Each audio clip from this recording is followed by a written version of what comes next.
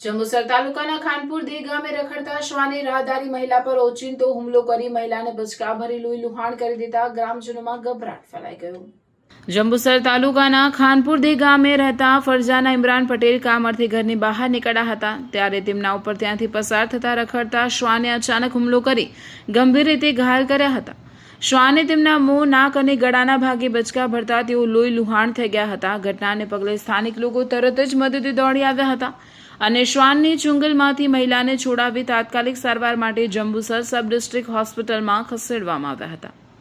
જો કે ઈજાઓ ગંભીર હોવાથી તબીબોએ તેમને વધુ સારવાર માટે વડોદરાની હોસ્પિટલમાં રેફર કર્યા હતા। ઘટનાને પગલે ખાનપુર દે ગામ ખાતે ભયનો માહોલ સર્જાયો છે। ગ્રામજનોએ જણાવ્યું હતું કે ગામમાં રખડતા શ્વાનોની સંખ્યા સતત વધી રહી છે, જેના કારણે બાળકો, મહિલાઓ અને વૃદ્ધોને બહાર નીકળવામાં પણ ભય અનુભવાઈ રહ્યો છે।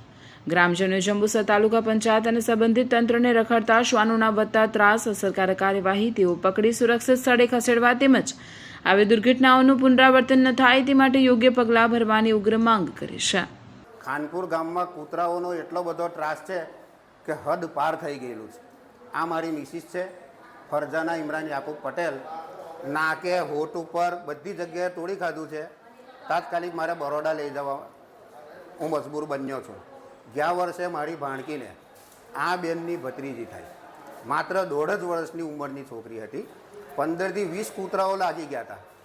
લગભગ અહીંયાથી કૂતરાઓએ પકડી અને ફાડતા ફાડતા 20-30 ફૂટ દૂર સુધી લઈ ગયેલા। એ છોકરીને પણ બરોડા લઈ જવા અમારે મજબૂર થવું પડ્યું હતું, બરાબર। હવે લગભગ 2-3 મહિના સુધી ટ્રીટમેન્ટ ચાલી બરોડા SSG હોસ્પિટલમાં।